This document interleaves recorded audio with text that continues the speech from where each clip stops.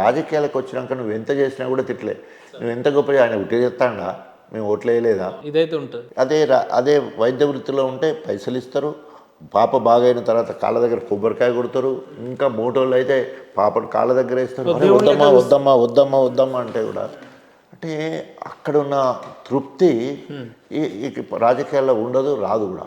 అంటే మళ్ళీ అందరికీ రాజకీయాలు అవసరమే, కానీ నాయకుడిగా సంతోషపడ్డ గడియలు చాలా తక్కువ ఉంటాయి. ఎందుకంటే దేవుడు నన్ను ఉప ముఖ్యమంత్రి వరకు తీసుకుపోయినా కూడా వైద్య వృత్తిలో పొందిన సంతోషాన్ని రాజకీయాల్లో పొందలేదు.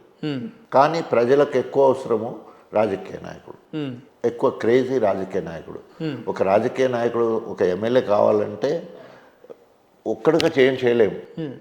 ఎంచుకున్న పార్టీ మంచిది కావాలి, మంచి పనులు చేయాలి, మనం చదువుకోవాలి, మంచిగా మాట్లాడాలి, వ్యక్తిత్వం మంచిగా ఉండాలి, అన్ని రకాలు ఇవన్నీ ఉండాలి. మళ్ళీ మనోడు మనకి ముందు పొడుగుడు వెనుక పొడుగుడు అవతలడు మాత్రం ఆ నెగ్గబెట్టి మనం ఒక్కని రావాలి. ఇన్ని రకాల అభియోగాలు. నేను డాక్టర్ కావాలని నేను ఒక్కరిని కష్టపడితే డాక్టర్ కావచ్చు, కానీ మల్టిపుల్ ఫ్యాక్టర్స్. ఒక ఎమ్మెల్యే కావాలంటే మల్టిపుల్ పొలిటీషియన్ కావాలంటే మల్టిపుల్ ఫ్యాక్టర్స్ ఇన్వాల్వ్ అవుతాయి. డాక్టర్ కావాలని నేను ఒక్కనే కష్టపడి డాక్టర్ కావచ్చు, ఒక్కరే కష్టపడి ఐఏఎస్ ఆఫీసర్ కావచ్చు, ఒకరే కష్టపడి ఎస్పీ కావచ్చు. ఇట్లా అంటే కష్టపడితే ఇండివిజువల్గా మనం ఎదగవచ్చు. కానీ రాజకీయ నాయకుడు ఏదంటే పార్టీ, ప్రజలు, ప్రాంతము అన్నీ కలిసి రావాల్సిన అవసరం. అంటే యాజ్ ఏ సక్సీడెడ్ డాక్టర్గా మీరు మెడికల్ ఫీల్డ్లో ఎంజాయ్ చేసినామని అంటున్నారు. పాలిటిక్స్లో సంతృప్తి పొందిన సందర్భాలు కూడా ఎంతో ఇంత ఉండుంటాయి కదా. నేను ఇప్పుడు చెప్పినా కదా, అంటే ఏది అన్నప్పుడు వైద్య వృత్తి, తర్వాత రాజకీయంలో కూడా నేను తక్కువేం కాదు కదా. నేను ముందే చెప్పాను కదా, ఉప ముఖ్యమంత్రి అనేది అంత సింపుల్గా. నెక్స్ట్ సీఎం అంటే నేను చేసిన త్యాగానికి అనుకోండి, తర్వాత నేను చేసిన ఉద్యమంలో పాల్గొనడం అనుకోండి, కేసీఆర్కి దగ్గర ఉండడం అనుకోండి, ఒబీడియన్స్ అనుకోండి, అనేక కారణాల వల్ల నన్ను ఉప ముఖ్యమంత్రిగా సెలెక్ట్ చేసి చెప్పిన గడియ నా జీవితంలో మర్చిపోలేని గడియ. రేపు అనౌన్స్ అయితే 2 జూన్ వస్తుంది. అలా అందరం పోయి మంత్రిపల్లికి దండం పెట్టడానికి సారింటికి పోతే అందరం పోయినాం. పోతే అందరినీ బయటకు వెళ్ళమని నన్ను ఒక్కడనే లోపలికి రమ్మన్నాడు. మళ్ళీ అందరం నమస్తే పెట్టి పావుగంట సేపు కూర్చొని మాట్లాడక బయటకు వెళ్ళిన తర్వాత, రాజయ్య నువ్వు రా అంటే మళ్ళీ పోయినా. మళ్ళీ పోగానే నువ్వు మంత్రి కావాలనుకున్నావు, నువ్వు మంత్రి కాదు ఉప ముఖ్యమంత్రి కూడా అవుతున్నావు, కానీ ఎవరికి చెప్పకు, నీ భార్యకు కూడా చెప్పొద్దు అంత సీక్రెట్ అంటే చెప్ప.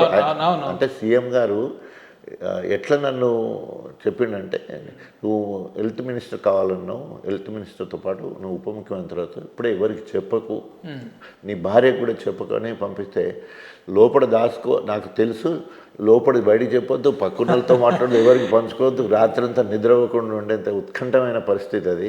పొద్దున 10-10:30కు ప్రమాణ స్వీకారం, తర్వాత 12 గంటల వరకు అన్ని శాఖలు ప్రకటించడం. కోరుకున్నట్టు ఉప ముఖ్యమంత్రి, వైద్య ఆరోగ్య శాఖ మంత్రి అంటే ఇంకంతకంటే హైయెస్ట్ ఏముంటుంది లైఫ్లో. సో డైరెక్ట్ ఉప ముఖ్యమంత్రి, డైరెక్ట్ ఎమ్మెల్యే, ఉప ముఖ్యమంత్రి, 2 సార్లు ఎమ్మెల్యే, ఉప ముఖ్యమంత్రి. అప్పటికి 9లో గెలిచిన, 12లో గెలిచిన, మార్చి 12 గెలిచిన, మళ్ళీ 3వసారి 2014 గెలిచిన. అంటే 3 సార్లు ఎమ్మెల్యే, ఉప ముఖ్యమంత్రి అయిపోయాను. అంటే నేను చెప్తున్నా, అంటే అంతకంటే గొప్ప సందర్భం ఏముంటుంది చెప్పు.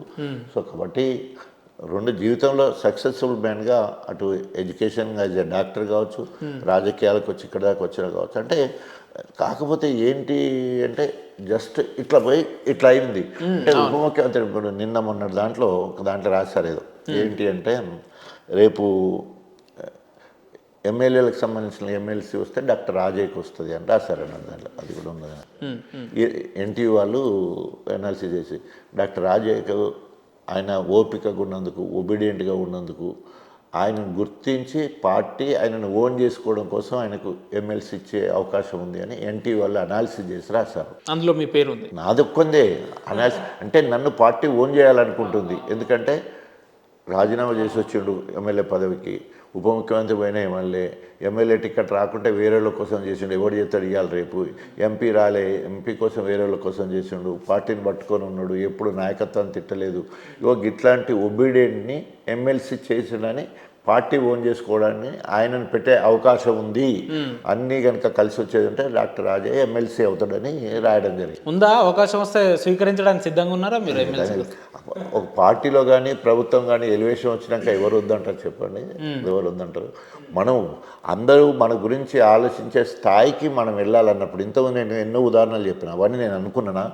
నేను పని చేసుకుంటూ పోతుంటే అవకాశాలు వచ్చినాయి. కేసీఆర్ గారు నన్ను టీఆర్ఎస్ఎల్పీ లీడర్గా నాతో అనిపించుకొని నేను అడుగుతాను. అది అంటే స్టేషన్ గన్పూర్ ప్రజలకు రాబోయే రోజుల్లో మంచి రోజులు రాబోతున్నాయి మీకు ఎమ్మెల్సీగా గౌరవిస్తే. తప్పకుండా గణపురం నియోజకవర్గ ప్రజలు ఇప్పటి వరకు అయ్యో ఎట్లా రాజన్నను దూరం చేసుకున్నాం, ఈ సంవత్సరము మనకు ఒక్కొక్క నిమిషం ఒక్కొక్క గండం లెక్క అవుతుంది, ఆయన రాడు మీరు లేరు, మేము ఏం చేయాలి, ఆయనే పోడు, నేను వచ్చేదానికే ప్రోటోకాల్ లేదు. కాబట్టి ఇట్లాంటివన్నీ ఇప్పుడు ఏమవుతుంది, చావులకు బ్రతుకులకు ధర్నాలకు వీటికి మాత్రమే పోవాల్సిన పరిస్థితి ఏర్పడుతుంది కదా. సో ఇట్లా అంటే 2004 కాంగ్రెస్ ప్రభుత్వం నుంచి వెళ్ళి మొన్న 2024 వరకు, అంటే డిసెంబర్ వరకు కూడా 24 డిసెంబర్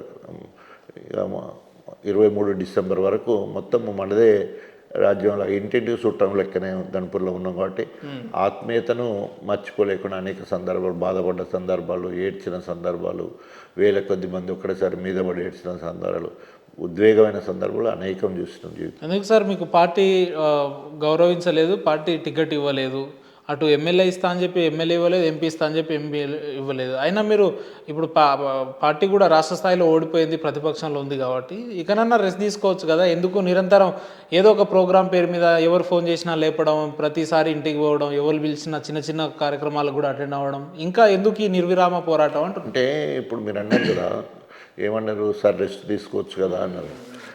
నేనేమంటానంటే నా జీవితంలో రెస్ట్ అనే దానికి నిర్వచనం లేదు. అంటే మన రెస్ట్ అంటే ఏం చేయాలి ఆ టైంలో? మంచిగా పడుకోవచ్చు కదా, మంచిగా టీవీ చూడవచ్చు, మంచిగా పడుకుంటే నిద్ర రాదు, నిద్ర రాకుండా పడుకుంటే హెడేక్ వస్తుంది. తర్వాత ఊరికే 24 గంటలు పేషెంట్లు చూసే అలవాటు, 24 గంటలు ప్రజలలో ఉండే అలవాటు, we're habituated to mingle with the people. So ఆ టైంలో ఒంటరిగా ఉంటే హెడేక్ వస్తుంది, ఏం తోచదు, పిచ్చిలేసినట్టు అనిపిస్తుంది. కాబట్టి రెస్ట్ అనే దానికి నా జీవితంలో ఇప్పటివరకు నిర్వచనం లేదు. ఇది చేస్తే రెస్ట్ అంటే అది చేస్తేనే నాకు బాధ, ఏది చేస్తేనైతే రెస్ట్ అనుకుంటుందో అదే నాకు బాధనిస్తుంది.